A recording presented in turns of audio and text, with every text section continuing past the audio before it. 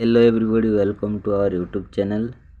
NEP 2020 Model Syllabus Plus 3 Past Year Political Science Core 1 ର unit 2ରେ ଥିବା start and globalisation ବା ରାଷ୍ଟ୍ର ଜଗତୀକରଣ। ତ ଭିଡ଼ିଓର ଆଗକୁ ଯିବା ପୂର୍ବରୁ ମୁଁ ଆପଣଙ୍କୁ କହି ରଖୁଛି, ତ ଆପଣ ଆମ ଭିଡ଼ିଓକୁ ଲାଇକ୍ କି ସେୟାର କରୁନାହାନ୍ତି, ଯାହାଦ୍ୱାରା ମୋତେ ଆଉ ମୋଟିଭେଟ୍ ଫିଲ୍ ହେଉନି। ତ ଆପଣମାନେ ଯଦି ସପୋର୍ଟ କରୁନାହାନ୍ତି ତାହେଲେ ହୁଏତ ଆସନ୍ତାକାଲିଠୁ ମୁଁ ଏମିତି PDF ଅପଲୋଡ଼ କରିବା ବନ୍ଦ କରିବି।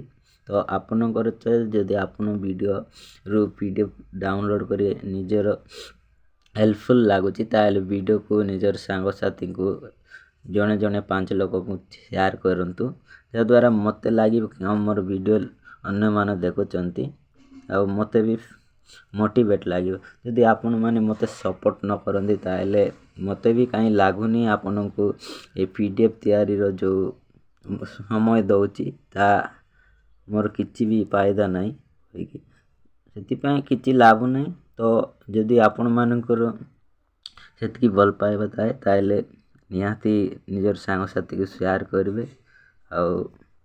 ଆଉ କିଛି କହିବେନି। ଯଦି ଆଜି 2 ଦିନ ଦେଖିବି ଯଦି ଭଲ ଲାଇକ୍ ସେୟାର ମିଳୁଛି ତାହେଲେ ମୁଁ PDF ନେଇକି ଆସିବି, ଅଦରୱାଇଜ୍ ମୁଁ ଆଉ ହାଣିବି ନାହିଁ। ଠିକ୍ ଅଛି, ଏଇଟା ବୋଧେ ଆଜିର ଲାଷ୍ଟ ଭିଡ଼ିଓ, ୟା ପରଠୁ ଆସିବ କି ନାହିଁ ମୁଁ ତ ଜାଣିନାହିଁ। ତ ଏଇଠି ଦେଖିପାରୁଥିବେ ଫାଷ୍ଟ ହେଉଛି କରେ ଜଗତୀକରଣର ଅର୍ଥ ଓ ପ୍ରକୃତି। ତାର ପଏଣ୍ଟ କାଲି ମୁଁ ଓଭରଲୁକ୍ କରୁଛି, ଆପଣମାନେ କାହିଁକିନା ବଡ଼ ପିଲା ନିଜେ ପଢ଼ି ଦିଅନ୍ତୁ। ଜଗତୀକରଣର ବୈଶିଷ୍ଟ୍ୟ, ରାଷ୍ଟ୍ର ଜଗତୀକରଣ,